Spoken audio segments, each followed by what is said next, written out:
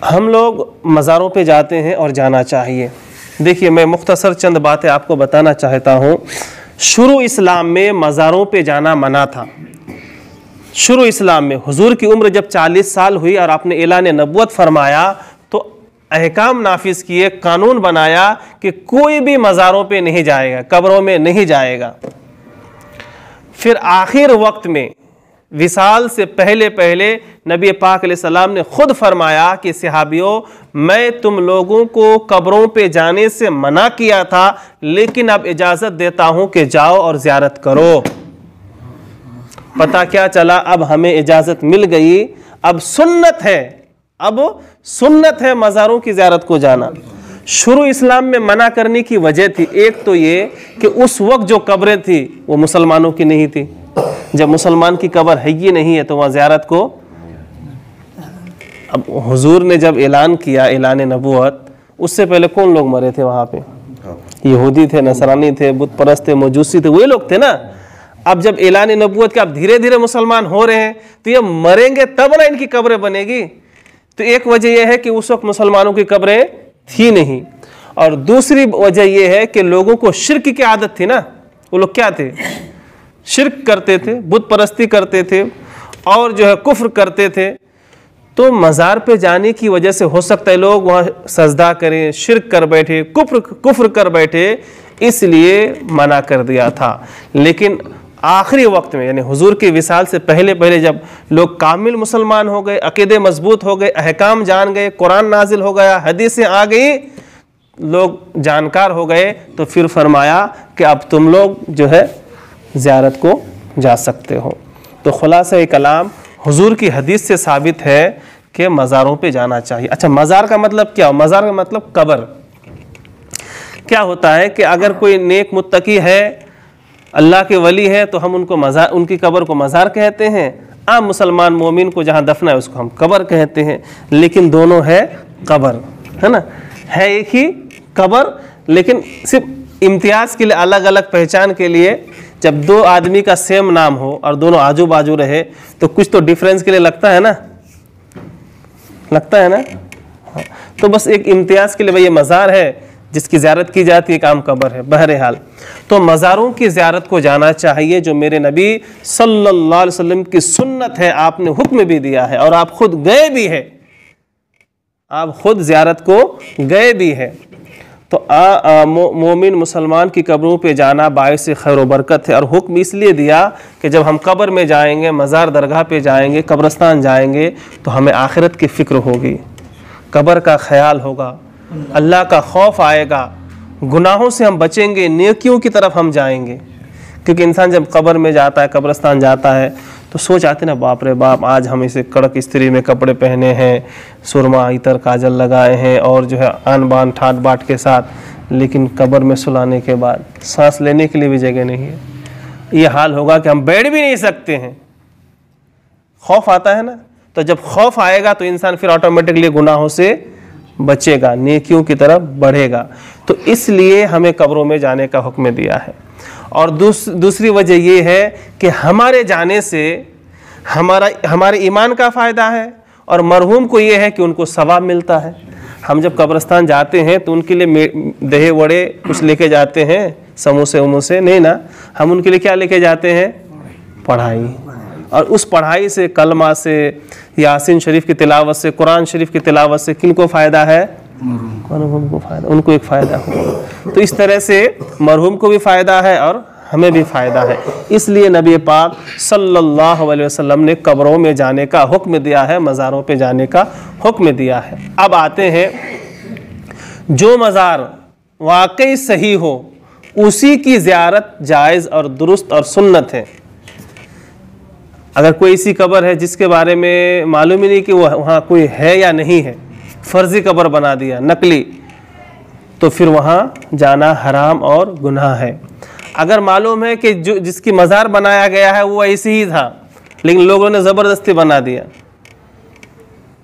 तो फिर वो भी मना है। ठीक है, उसको अब जो अल्लाह का वली है नहीं उसको वली बना देना, ये भी तो गलत है ना। तो जो सुन्नी सहीउल अकीदा अल्लाह वाले मुत्तकी परहेजगार है, उनकी कब्रों की ज़ियारत को जाना, मज़ार बनाना जायज़ और दुरुस्त है। ठीक है। अब औरतों को मज़ार पे जाना मना है।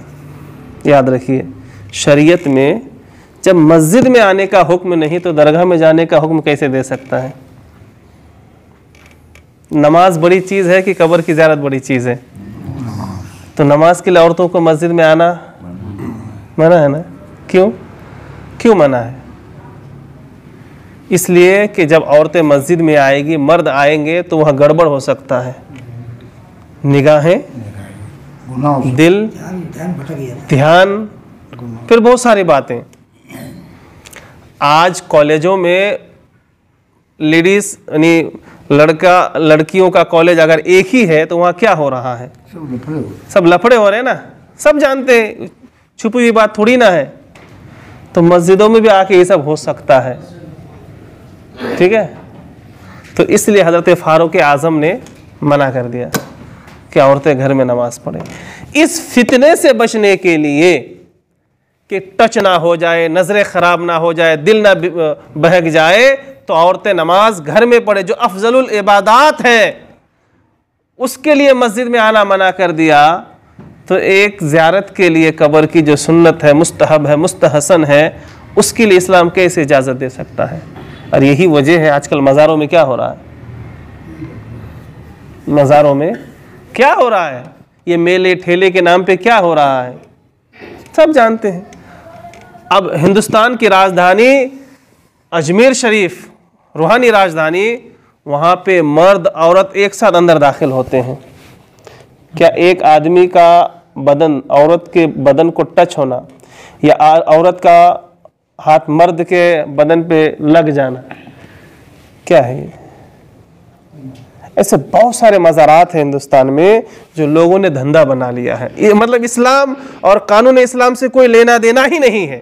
जिस मिशन को लेके मेरे गरीब नवाज आए थे, उस मिशन को वहाँ पामाल कर दिया गया है कि नहीं? बताइए। वहाँ पे क्या इस्लाम कोई किसी भी फ़िरक़े में नहीं है, चाहे वो सुन्नी हो, वहाबी हो, शिया हो, कि कोई भी फ़िरका हो, इस्लाम और मुसलमान के नाम पे, कुरान के मानने वाले के नाम पे जितने फ़िरक़े हैं, किसी भी फ़िरक़े में जायज़ नहीं है।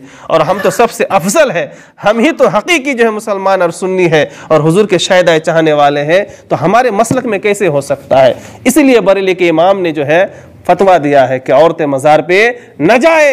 जब औरतें मज़ार पे जाने के लिए निकलती है तो अगर वो बीवी है तो शोहर पर लानत, बेटी है तो बाप पर लानत, बहन है तो भाई पर लानत है, अल्लाह की लानत, फरिश्तों की लानत। यह आला हजरत का फतवा है बरेली के इमाम का, और यही मसलक अहले सुन्नत वल जमाअत है। लेकिन आज लोगों ने जो है कुछ और बना लिया है। ठीक है। तो औरतों को जाना मना है। हाँ, कुछ उलमा ने हल्का सा फतवा दिया है किसी वजह से, लेकिन याद रखिए उसका भी एक तरीका है। क्या? कि औरतों को जाने का रास्ता अलग हो, ऐसा हो कि उनकी नज़र आदमियों की तरफ और आदमियों की नज़र उनकी तरफ ना जाए। ऐसा है कहीं पे? इल्ला माशाअल्लाह। कहीं कहीं है, कहीं कहीं है। क्या है? मस्जिद में नहीं, दरगाह के बाद। हाँ, अगर दरगाह में किसी मज़ार पे औरत को पहले तो जाना ही नहीं चाहिए, और गए भी तो इस तरह का नज़्म होना चाहिए कि उनके रास्ते, उनकी जगह, उनका सब अलग हो। लेकिन ऐसा बहुत मुश्किल। ठीक है। तो हमें चाहिए कि हम कुरान और हदीस को समझें, जो हमारे बुज़ुर्गों ने हमें दिया है, बताया है, वो हम माने। अब मज़ार शरीफ की यहाँ तक बात हो गई। अब आगे आते हैं, फिर ज़ियारत कैसे करें। देखिए, कब्र को छूना मना है। कब्र को छूना, अब ये बात किसने कहा है वो भी सुन लीजिए, जिसका हम नारा लगाते आला हजरत ने लिखा है, और आला हजरत से पहले भी अल्लामा शामी ने लिखा है, और तमाम हमारे उलमा, जितने बड़े बड़े उलमा हैं, सबों ने फतवे दिए हैं कि कब्र को छूना मना है। छूने से मुराद चूमना जिसको कहते हैं। ऐसा करते ना हम, सर लगाते नहीं, ना रुकू करना है ना सजदा करना है। हाँ, अहले इल्म अगर है, अगर कोई आलिम है, कोई हाफिज है, मुफ्ती है, तो सिर्फ उनको इजाज़त है कि कब्र को छुए। अब आप बोलेंगे हमने कौन सी गलती करे कि हमको इजाज़त नहीं है, तो उसका भी जवाब सुन लीजिए। आम इंसान को मना इसलिए है कि वो कब्र ही सही, लेकिन हकीकत में वो हजरत के तन से तो मिला हुआ है ना। अब अगर कोई समझ ले पीर साहब आए, अच्छे मुत्तकी परहेजगार, हर कोई जाके उनसे गले मिलेंगे, कैसे चलेगा? हर कोई जाके उनको छू सकता है क्या? डर होना चाहिए ना, बाप रे वो सैयद है, वो मुत्तकी परहेजगार है, हम गुनहगार हैं। इसलिए आम इंसान को कब्र छूने से मना किया है।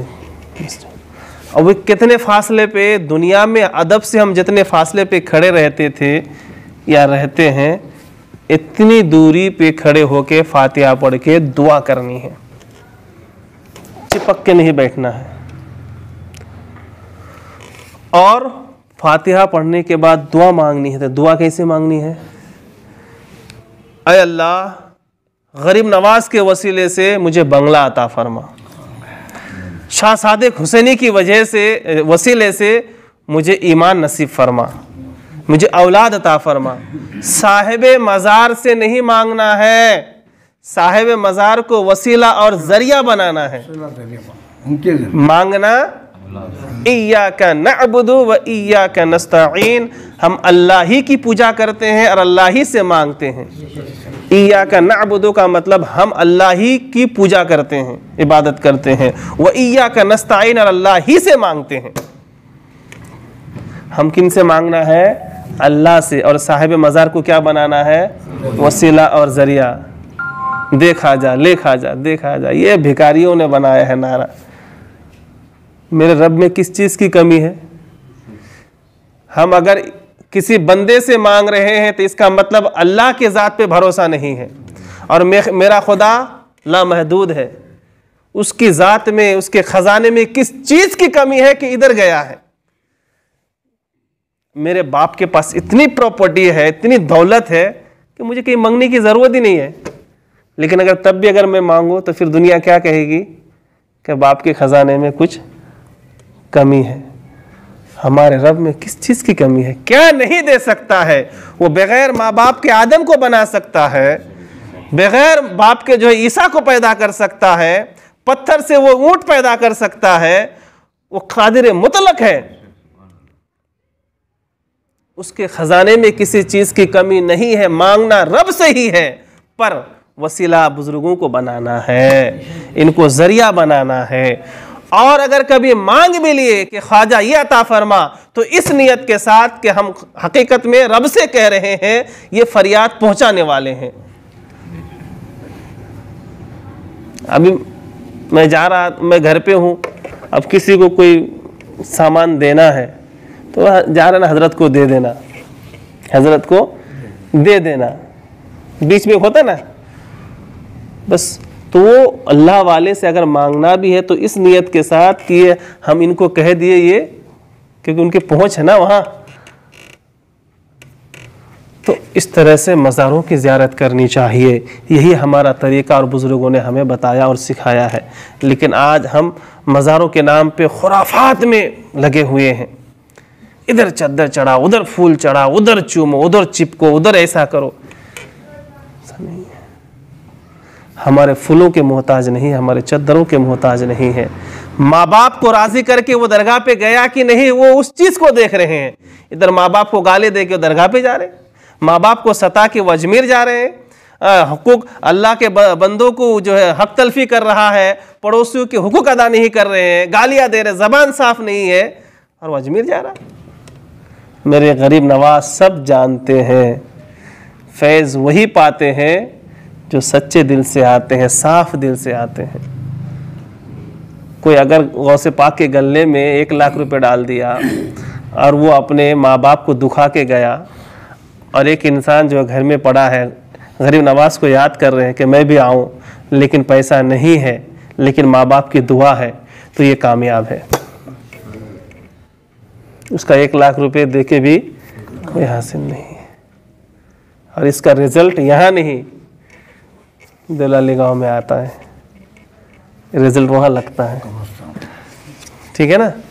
तो कामिल इस्लाम पर हमें चलना है। बस ये दरगाह को नहीं मानता, ये ऐसा बोलता है, वैसा बोलता है, ये मियार नहीं है। मियार कुरान है, हदीस है, उसकी रोशनी में हमें दरगाहों की ज़ियारत करनी है। दरगाह पे जाना मना नहीं है, लेकिन एक तरीका है जो हमारे इस्लाम ने हमें दिया है, हदीस ने हमें बताई है, और हमारे उलमा ने, हमारे बुज़ुर्गों ने हमें फतवा की रोशनी में, कुरान और हदीस की रोशनी में हमें कानून दिया है। लिहाजा जब भी मज़ार और दरगाह पे जाएं, इन चीज़ों का ख्याल करें। दिल, पहली बात तो अल्लाह वालों की बारगाह में जाए तो दिल को साफ़ रखें, और आलिम की बारगाह में जाए तो ज़बान को साफ़ रखें, कंट्रोल करें, है ना।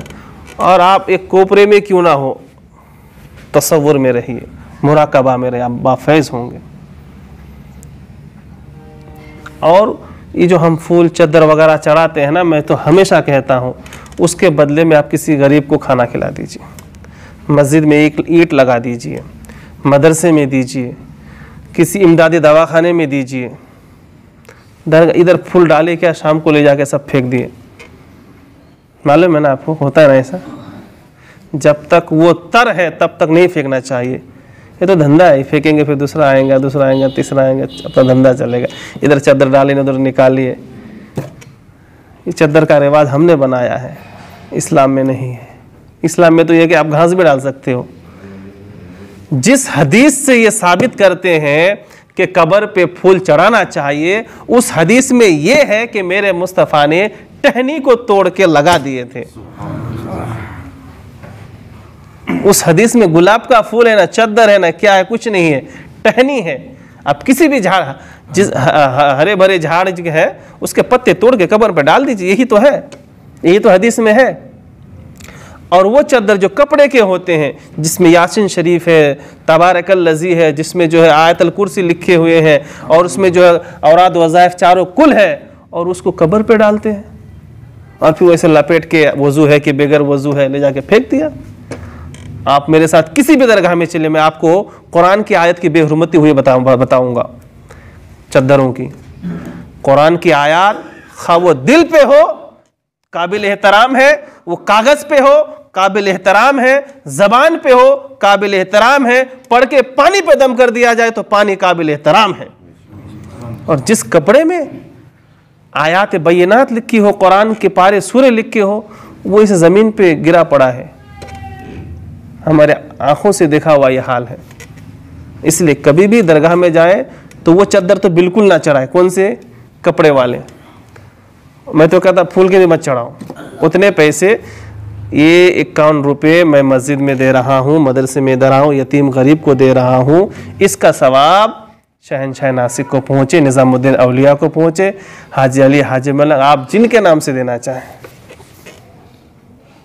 अल्लाह करीम हम तमाम को मज़ारों के ऊपर हो रहे खुराफात के सद्दे बाप की तौफीक अता फरमा।